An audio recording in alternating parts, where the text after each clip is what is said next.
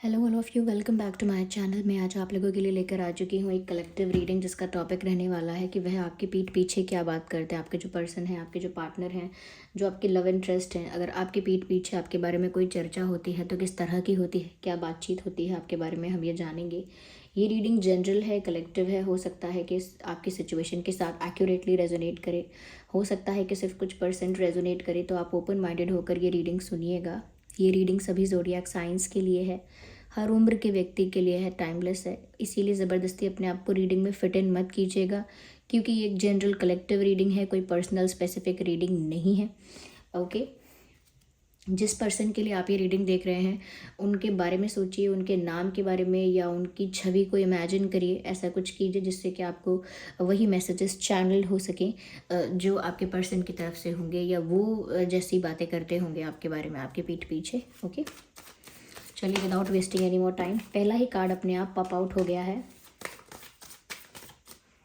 Okay, one card at one time. तो देखते हैं आगे क्या है ये। वो आपके पीठ पीछे क्या बात करते हैं।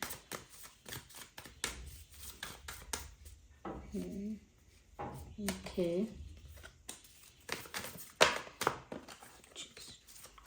एक कार्ड और लेते हैं हम इसी डेक से।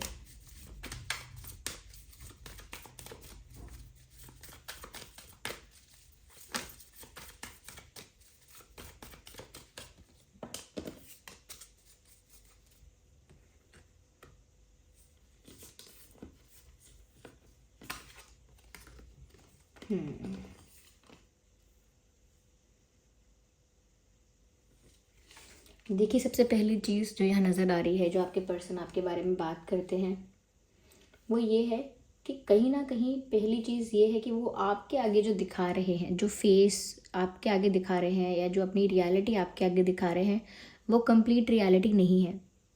बहुत कुछ है व्यूअर्स अभी भी जो आपको नहीं पता है उनकी लाइफ के बारे में, या उनके इमोशंस के बारे में, फीलिंग्स के बारे में। What they have in their heart, what they have in their mind, आपको नहीं पता है अभी भी। क्योंकि यहाँ पर ऐसा कार्ड नज़र आ रहा है जिससे साफ साफ नज़र आ रहा है कि इनका रियल फेस कुछ और है। और ऐसा नहीं है कि जब हम कहेंगे कि रियल फेस कुछ और है तो इसका मतलब ये है कि कुछ बुरा ही है। बुरा नहीं, इनफैक्ट ऐसा है कि बहुत कुछ इन्होंने हाइड करके रखा है।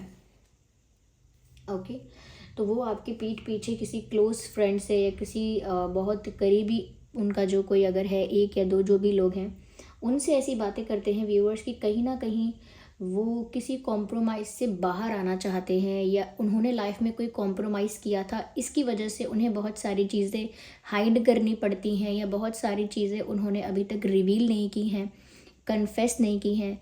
क्योंकि उन्होंने लाइफ में कुछ ऐसे डिसीजंस पास्ट में लिए थे, या कुछ ऐसी गलती कर दी थी, कुछ मिस्टेक्स ऐसी, या कुछ किसी ऐसी चीज़ के लिए कमिटमेंट्स कर दिए, किसी ऐसी चीज़ के लिए प्रोमिस कर दिए, किसी ऐसी चीज़ से, या किसी ऐसे रिश्ते या किसी ऐसे सिचुएशन से अपने आप को अटैच कर लिया कि अब वो उनको कॉम्प्रोमाइज़ लगता है। सपोज़ आपने पास्ट में कुछ डिसाइड किया, हाँ मुझे ऐसे ही करना है और ऐसे ही रहना है, और आपको 2 साल बाद लगे कि ये मेरे लिए परिस्थिति एक ऐसे फंसने जैसी हो गई है, स्टक हो गया हूँ मैं यहाँ पर, मुझे बहुत कॉम्प्रोमाइज्ड फील होता है। ऐसा लगता है जैसे मैं एडजस्ट कर रही हूँ, या अपनी इच्छाओं के साथ कॉम्प्रोमाइज़ कर रहा हूँ। तो वो इसीलिए, क्योंकि अपनी ही गलती थी, इसीलिए बहुत ज़्यादा उसके बारे में एलाबोरेट नहीं कर सकते, बहुत ज़्यादा उसके बारे में बोल नहीं सकते। आई एम श्योर इन्होंने पास्ट में कुछ ऐसा ही डिसीजन डेफिनेटली लिया है, जिस वजह से ये पर्सन अब किसी कॉम्प्रोमाइजिंग सिचुएशन में है। वो कोई थर्ड पार्टी है, वो पेरेंट्स को किया हुआ कोई कमिटमेंट है, या कहीं पर की हुई कोई इन्वेस्टमेंट है, या किसी के साथ किया हुआ कोई वादा है, कुछ भी हो सकता है। पर ये पास्ट से जुड़ा हुआ है, जिसकी वजह से इनका प्रेजेंट बहुत ज़्यादा कॉम्प्रोमाइज्ड लगता है। साथ ही साथ ये किसी को ये बोल रहे हैं कि मैं इस कॉम्प्रोमाइजिंग सिचुएशन से बाहर आना चाहता हूँ या चाहती हूँ। तो उनकी लाइफ में जो भी ये सिचुएशन है वो उससे फ्री होना चाहते हैं, क्योंकि वहाँ उनको बहुत ही क्लॉस्ट्रोफोबिक फील होता है, यानी कि बहुत ही घुटन का एहसास होता है।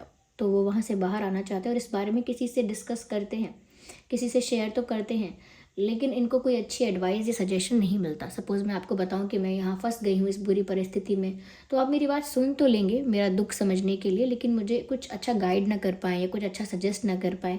ऐसे ही इनके साथ होता है, ये शेयर तो करते हैं लेकिन ये इनको कुछ रिटर्न में नहीं मिलता, क्योंकि ये शेयर कर रहे हैं तो ये ऐसा भी बता रहे हैं कि ये इस कॉम्प्रोमाइज़िंग सिचुएशन में फंस चुके हैं या फंस चुकी थी। इस वजह से व्यूअर्स वो आपको भी बहुत कुछ नहीं बताते हैं। तो ये बात आपके बारे में ही होती है at the end of the day, कि आपको हाफ ट्रुथ क्यों पता है, आपको कंप्लीट रियलिटी क्यों नहीं पता है, चीज़ें अभी भी हिडन क्यों है, अभी भी कन्फेशन पूरा क्यों नहीं है। तो वो अपने किसी क्लोजेस्ट फ्रेंड को या किसी क्लोज पर्सन को बताते हैं कि मैं उनको बताऊं तो क्या बताऊं, मैं कॉम्प्रोमाइजिंग सिचुएशन में फंस चुका हूं, मैं यहाँ से बाहर आना चाहता हूँ या चाहती हूँ। यहाँ पर मुझे ऐसा लगता है कि किसी के साथ इनका कोई कॉन्ट्रैक्ट, कोई एक्सचेंज, कोई ऐसा कमिटमेंट, प्रॉमिस या कुछ ऐसा तो हुआ है किसी के साथ ऐसा, जिसकी वजह से कोई इनको प्रेशराइज कर सकता है, ब्लैकमेल कर सकता है, थ्रेटन कर सकता है, लीगल भी इश्यूज हो सकते हैं। कोई ज़रूरी नहीं है सबके लिए एक ही चीज़ हो। करियर वाइज इनके हाथ से अपॉर्चुनिटी जा सकती है, फाइनेंशियल लॉस हो सकता है। तो बहुत सारी चीज़ें जुड़ी हुई हैं इनके कॉम्प्रोमाइजिंग सिचुएशन से।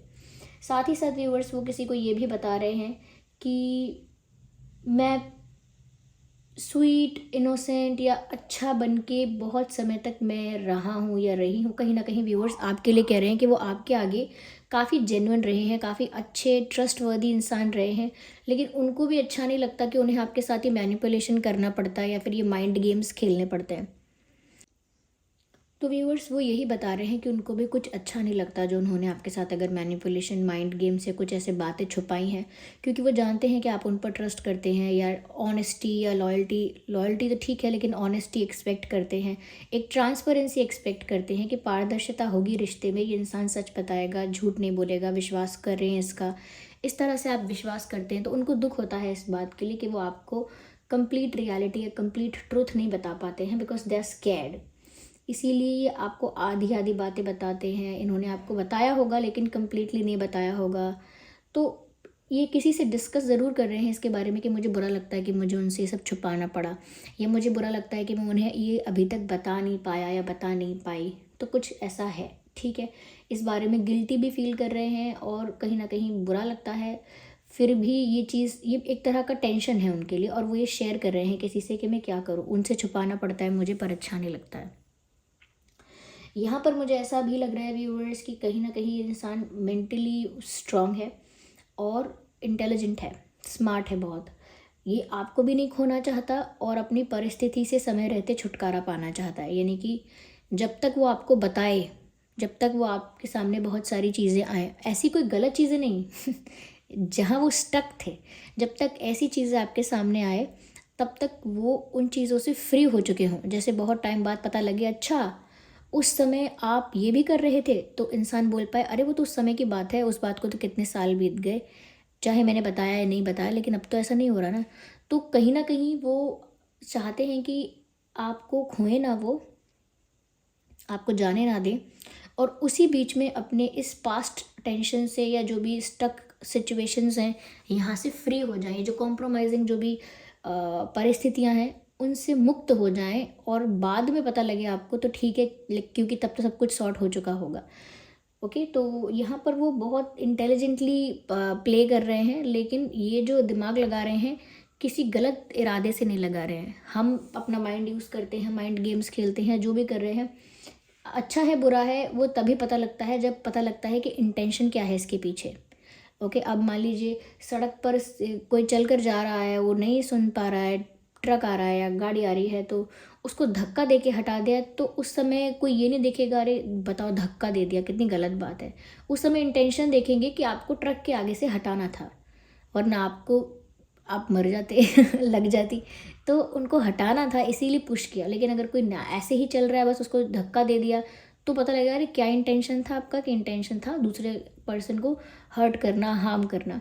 तो इंटेंशन मैटर करता है। यहाँ पर उनका इंटेंशन यही है कि वो आपको भी ना खोएं और अपनी अपनी जो अतीत है अपना, उससे छुटकारा पाएं जल्दी। तो कम्प्लीटली डिटैच नहीं है अभी भी अपने पास्ट से, खुशी के रूप में नहीं तो एक टेंशन के रूप में इनका पास्ट अभी भी इनसे समवेयर अटैच्ड है। आपको इनके प्रति गुस्सा नहीं होना चाहिए, आपको इनके प्रति सिंपैथी होनी चाहिए, एम्पैथी होनी चाहिए, यानी कि आपको थोड़ा करुणा भाव होना चाहिए इनके लिए, या दया भाव होना चाहिए। दया करुणा नहीं तो एक अंडरस्टैंडिंग होनी चाहिए। ओके, अगर सच में यही बात है, अगर ये रीडिंग रेजोनेट ही नहीं कर रही है आपकी सिचुएशन से, then it's up to you. Okay यहाँ पर ऐसा भी लग रहा है कि उनका अंतर मन जो है, कहते हैं ना कि आप कुछ गलत कर रहे हो या बता नहीं रहे हो, छुपा रहे हो, किसी सच्चे इंसान से जो आपके साथ ऑनेस्ट है, जेन्युइन है, उससे अगर कुछ छुपा रहे हो या माइंड गेम खेल रहे हो उसके साथ, तो आपकी अंतरात्मा ना आपको बार बार सवाल करती है, या बार बार ना आपके मन में थॉट्स ऐसे ज़रूर आते हैं कि मैं कुछ गलत तो नहीं कर रहा, मुझसे कुछ गलती तो नहीं हो रही। ये ऐसी ही बात अपने किसी पर्सन को बता रहे हैं कि यार मुझे ऐसा लगता है कि कहीं मैंने गलती तो नहीं कर दी, इनको बताया नहीं, ठीक किया ना मैंने, बाद में इस चीज़ का कोई बड़ा इश्यू तो नहीं होगा ना। तो ये इस चीज़ का इनको बुरा भी लगता है, ये भी बताते हैं और डिस्कस भी करते हैं कि मुझे ना अंदर से ऐसा लगता है कि मैंने कुछ गलती की है छुपा के, मुझे ना अंदर से सुकून नहीं आता, मुझे ना अंदर से बेचैनी होती है। तो ये किसी को शेयर कर रहे हैं, ये सब वो किसी को बता रहे हैं कि उनको अंदर से बेचैनी होती है, और कहीं ना कहीं उनकी जो मन की आवाज़ है वो उनको व्यूवर्स आप ही की तरफ धकेलती है। ओके, कहीं ना कहीं व्यूवर्स वो किसी को बताते हैं कि वो कैसे आपके साथ अपनी नई ज़िंदगी प्लान कर रहे हैं, कैसे वो आपके साथ अपना आगे का भविष्य सोचते हैं। तो वो किसी के साथ ये भी डिस्कस कर रहे हैं कि वो अपना फ्यूचर आपके साथ किस तरह इमेजिन करते हैं, किस तरह से उन्होंने अपना फ्यूचर आपके साथ प्लान कर रखा है, कहाँ वो आप दोनों को यानी कि इस रिश्ते को इतने समय में, उतने समय में कहाँ देखना चाहते हैं, किस लेवल पर। और उनके पास आइडियाज़ हैं, प्लान्स हैं, एक ब्राइट फ्यूचर का, आप दोनों के ब्राइट फ्यूचर का उनके पास एक विजन है। ओके, तो वो बता रहे हैं कि कैसे वो छुटकारा पाके पुरानी चीज़ों से आपके साथ एक नई शुरुआत करना चाहते हैं। और ये किसी को बता रहे हैं, जैसे कोई उनसे बोले कि आप पास्ट अपना रिवील कर दो, कोई बात नहीं, माफ़ी मांग लो, दिस एंड दैट, तो वो ऐसा समझाते हैं लोगों को कि नहीं, ये चलता भी रहे, मैं अपने पर्सन को ना खोऊं, अपने पर्सन को हर्ट ना करूं, और मैं पास्ट से फ्री भी हो जाऊं, और क्योंकि मेरे पास एक ब्राइट फ्यूचर इंतज़ार कर रहा है, क्योंकि हम दोनों के लिए यानी कि आप दोनों के लिए एक ब्राइट फ्यूचर वेट कर रहा है। तो मुझे ऐसा लगता है व्यूअर्स कि क्योंकि ये आपके साथ फ्यूचर में ज़्यादा इंटरेस्टेड हैं, ये पास्ट को ना जैसे जैसे मिटा देना चाहते हैं, जैसे वैनिश कर देना चाहते हैं। तो दैट्स व्हाट आई सी। यहाँ पर यही दिख रहा है कि इस तरह की बातें ये डिस्कस कर रहे हैं, इस तरह की कॉन्वर्जेशंस हो रही हैं। यहाँ पर जो मुझे इंपॉर्टेंट नंबर्स नज़र आ रहे हैं वो डेट्स भी हो सकते हैं, डेज भी हो सकते हैं, मंथ्स, ईयर्स भी हो सकते हैं, वीक्स भी हो सकते हैं। 6, 16, 26, 7, 17, 27, 2, 12, 22 एंड 10, 20, 30। या ये कुछ नंबर्स हैं जो मुझे यहाँ पर दिख रहे हैं या चैनल हो रहे हैं। ये इम्पॉर्टेंट हो सकते हैं, समवेयर रेलेवेंट हो सकते हैं किसी तरह से आप लोगों के लिए। या just a second, let me take more cards और देखते हैं व्यूअर्स यहाँ पे हम कि वो आपके बारे में और किस तरह की बातें कर रहे हैं या आपके पीठ पीछे और क्या कह रहे हैं।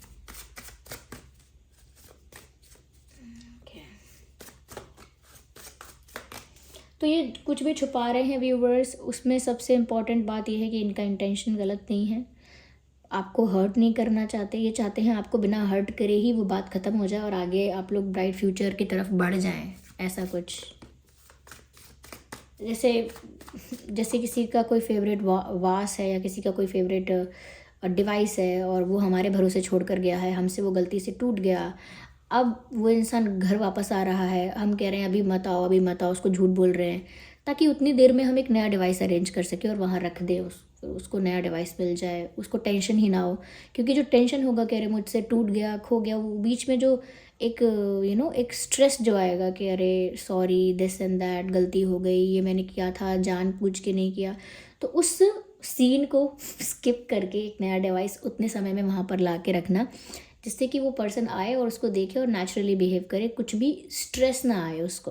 तो यही इनका इंटेंशन है कि वो अपना पास्ट डिस्कस करें, ये बताएं, वो बताएं। इससे अच्छा ये है कि वो उस चीज़ को अपनी लाइफ से डिलीट करें और आपको एक ब्राइट फ्यूचर दें। तो इंटेंशन बुरा नहीं है।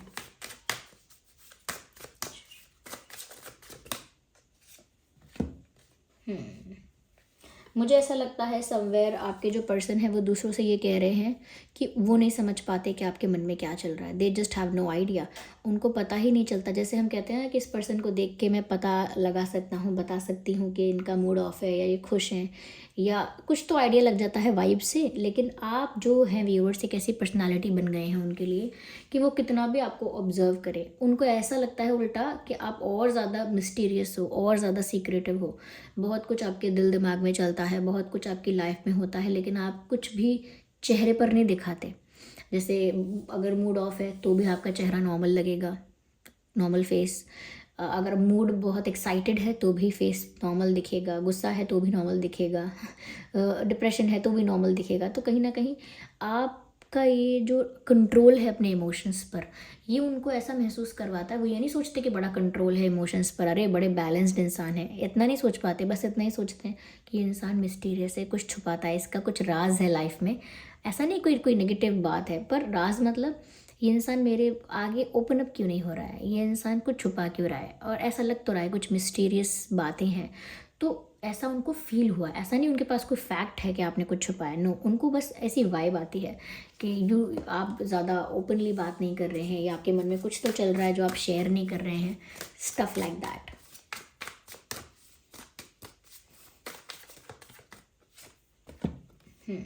मुझे ऐसा लगता है व्यूअर्स कि कहीं ना कहीं और कुछ बात नहीं है, अंदर ही अंदर से बस इस रिश्ते को थोड़ा वीक करना, या मतलब जैसे, एक सेकेंड मुझे फ्रेम करने दीजिए सेंटेंस।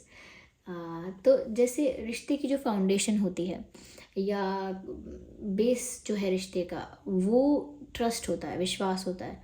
वो नहीं चाहते कि वो हिल जाए, यानी कि वो विश्वास आपका डगमगाए, वो नहीं चाहते ये। तो इस चीज़ से थोड़ा डरते हैं, और वो जानते हैं कि ट्रस्ट इश्यूज इस वजह से बढ़ सकते हैं। तो इस वजह से भी they are scared, a little bit scared, कि ट्रस्ट इश्यूज नहीं बढ़ने चाहिए। They don't want to lose you. Transformation, yes viewers, यहाँ पर इस सिचुएशन में वो किसी को ये बोलते तो हैं कि वो इस सिचुएशन में नहीं चाहते कि वो आपका विश्वास खो दें हमेशा के लिए। साथ ही साथ वो किसी को ये भी बोल रहे हैं कि ये सिचुएशन बदल रही है, ट्रांसफॉर्म हो रही है, सब ठीक हो जाएगा। किसी को बोल रहे हैं, अच्छा अच्छा बोल रहे हैं। या ऐसा भी हो रहा है कि वो किसी को ये भी बोल रहे हो सकते हैं कि व्यूअर्स आप बहुत बदल गए हो। बटरफ्लाइज जो होते हैं वो ट्रांसफॉर्मेशन को दर्शाते हैं। ट्रांसफॉर्म होना एक ग्रेजुअल चेंज है, एक प्रोसेस है, उसको दर्शाते हैं। तो परिवर्तन आ रहा है, और वो किसी को बोल रहे हैं कि मैं भी ट्रांसफॉर्मेशन का वेट कर रहा हूँ, या मुझे भी ट्रांसफॉर्मेशन चाहिए इस सिचुएशन में, या ट्रांसफॉर्मेशन हो रहा है मेरे पर्सन में। तो कहीं ना कहीं वो आपके अंदर एक तरह का परिवर्तन देखते हैं कि आप ज़्यादा काम हो गए हैं, ज़्यादा क्वाइट, सीक्रेटिव, ज़्यादा कहीं ना कहीं ज़्यादा अवेयर हो गए हैं, ज़्यादा अटेंटिव हो गए हैं, क्या कहते हैं, सतर्क, सावधान, ऐसे हो गए हैं। तो आपके बारे में बहुत लवी डवी बातें तो शेयर की हैं, लेकिन इनसे जो मिस्टेक्स हुई हैं और उस वजह से इनको जो अफेक्ट होता है और इस रिश्ते पर जो प्रभाव पड़ता है, इस बारे में चर्चा की है। साथ ही साथ ये भी चर्चा की है कि ये सिचुएशन जल्दी चेंज हो, ओके, उनके फेवर में हो। हमेशा तो ऐसा नहीं रहेगा कि वो कॉम्प्रोमाइजिंग सिचुएशन में ही रहेंगे। थिंग्स चेंज, तो थिंग्स चेंज ऑलवेज। तो ऐसा है, कुछ भी नहीं है ऐसा जो एक जैसा रहे, बदल जाता है सब। तो इस बारे में ही वो डिस्कस कर रहे थे। आई होप ये रीडिंग आपके लिए हेल्पफुल और रिलेटेबल रही है। अगर इस रीडिंग ने आपको थोड़ा भी गाइड किया है तो वीडियो को लाइक करें, कमेंट करके बताएं कि कितने % आपकी सिचुएशन से रेजोनेट करती है, और अगर थोड़ा भी हेल्प करती है तो बताइए कमेंट करके। और अगर आप नए हैं सब्सक्राइब कीजिए। ये मत सोचिएगा कि हंसने क्यों लगी है।